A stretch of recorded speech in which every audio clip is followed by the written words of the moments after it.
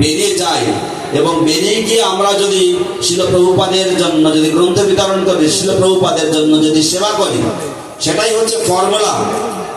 এবং এই ফর্মুলার দ্বারা কৃষ্ণ ভাবনামৃত প্রচারের মাধ্যমে আমরা সবকিছুই আমরা পেতে পারি, সবকিছুই আমরা সমাধান করতে পারি।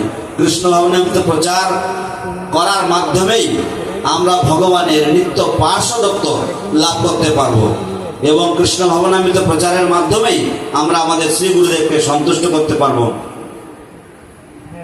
আমার মুক্তি আমি গ্যারান্টি দিতে পারি, হ্যাঁ, কিন্তু প্রহ্লাদ মহারাজ বলছেন কিন্তু আমার হৃদয় থেকে রক্ত ঝরণ হচ্ছে যখন আমি দেখি যে এই সমস্ত অসহায় জীবগণ তারা কৃষ্ণ বিমুখ হয়ে রয়েছেন। তো এটাই হচ্ছে আমাদের নিজেকে জিজ্ঞাসা করা উচিত যে যদি আমরা আসলে প্রভুপাদ থাকতেন তাহলে আমরা কোথায় যেতাম, আমাদের কি হতো, আমরা কিভাবে আমরা ভক্ত পেতাম, আমরা কিভাবে প্রসাদ পেতাম, আমরা কি নিরামিষাশী হতাম, এমনকি আমরা কি মন্দির দেখতে পেতাম, আমরা কি এত শ্রীবিগ্রহের সেবা করতে পারতাম। তো এটাই হচ্ছে ইতিহাস। শিল প্রভুপাদ যা করে গেছেন তা আর কেউ করতে পারবে না। শিল প্রভুপাদ যা করে গেছেন তা আর কেউ করতে পারবে না। শিল প্রভুপাদ আমাদেরকে সাক্ষাৎ ভগবানকে পাওয়ার জন্য যে ব্যবস্থাপনা করে দিয়ে গেছেন সেটা অত্যন্ত সুন্দর এবং সুমধুর। আমরা দেখতে পাই ইতিহাস যে যদি ভগবানকে কেউ দেখতে চায় মুখোমুখি, যদি ধর্মকে উপলব্ধি করতে চায় তাহলে তাকে মহাজন যেন গতাস্য পন্থা হতে হবে এবং আমাদের আচার্য রূপে শিল প্রভুপাদকে স্বীকার করতে হবে। এবং আপনারা সকলেই শিল ভক্তিচারু স্বামী মহারাজের অনুগামী, তিনিও একজন আচার্য। তিনি আচার্য তার কারণ তিনি শিল প্রভুপাদের আদেশ পুঙ্খানুপুঙ্খভাবে পালন করেছেন। তিনি ছিলেন শিল প্রভুপাদের প্রেমিক, প্রভুপাদের প্রেমে পড়েছিলেন তিনি, এবং সেই জন্য আমাদের তার অনুগমন করার দরকার। এইভাবে ইস্কন বৃদ্ধি পাবে, এইভাবে শিল প্রভুপাদের আন্দোলন বৃদ্ধি পাবে। যেমন একজন কাঠমিস্ত্রি যখন কাজ করে তখন সে একটা কাঠের টুকরো নেয়, নিয়ে মাপ দেয়, সেই মাপে মাপে সে আরেকটা কাঠ সে তৈরি করে এবং সেই মাপটা দিয়ে যখন সে আরেকটি কাঠ তৈরি করে, এইভাবে যখন 20তম টুকরোতে যখন আমরা আসবো তখন দেখবো যে প্রথম যে কাঠটি ছিল সেই কাঠটির সাথে সেই মাপ এক সমান আর হতে হয় না। সেই জন্য শিল প্রভুপাদ হচ্ছেন আমাদের মাপকাঠি, শিল প্রভুপাদের নির্দেশাবলী হচ্ছে আমাদের মাপকাঠি এবং সেই মাপকাঠি শিল ভক্তিচারু স্বামী মহারাজ সুন্দরভাবে, উজ্জ্বলভাবে এবং অটুটভাবে ধরে রেখেছিলেন।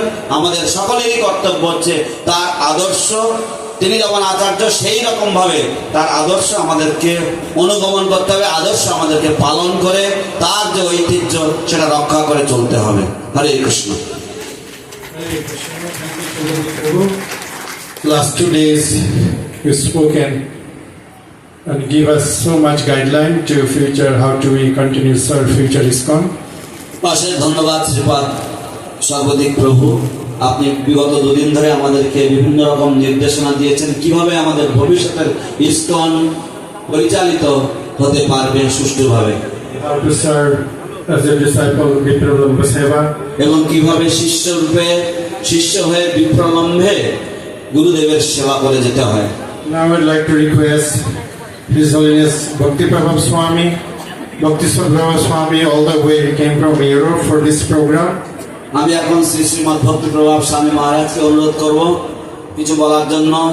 শ্রীপাদ মহারাজ তিনি সেই সুদূর ইউরোপ থেকে এসেছেন And he joined movement 1992 তিনি এই আন্দোলনে 1992 সালে যোগদান করেছিলেন and helped Guru Maharaj Europe Yatra so many way. এবং তিনি গুরু মহারাজের ইউরোপ যাত্রাতে বিভিন্নভাবে সাহায্য করেছিলেন। And he helped, and also he helped his Pralananda Swami Maharaj of Sannyas Ministry. এবং তিনি শ্রীল প্রহ্লাদানন্দ স্বামী মহারাজকে সন্ন্যাস মন্ত্রণালয়ে অনেক প্রভূত সহায়তা করেছেন। When he came, I asked him how was the trip, and he told me that it was international flight was delayed on the way from Delhi to here. Then He's missed his flight and then almost 12 hours he was in the airport. তিনি তাকে জিজ্ঞাসা করেছিলাম যে তার যাত্রা কেমন ছিল এবং তিনি বললেন কিভাবে দিল্লি থেকে তার যাত্রা, তার যে ফ্লাইট সেটা দেরিতে চলছিল, তারপর তিনি আরেকটা ফ্লাইট মিস করেছেন। এইভাবে ভীষণ দুর্বিষহ কষ্ট স্বীকার করে তিনি মায়াপুরে পৌঁছিয়েছেন। Thank you, Maharaj. Please, every year we expect your blessings. তাই অশেষ ধন্যবাদ মহারাজ। আমরা প্রার্থনা করছি আপনাকে, আমরা প্রতি বছর এই অনুষ্ঠানে আপনার উপস্থিতি প্রার্থনা করছি। Now, I'm going to hear from Bhakti Prabhu Maharaj. Om Kyan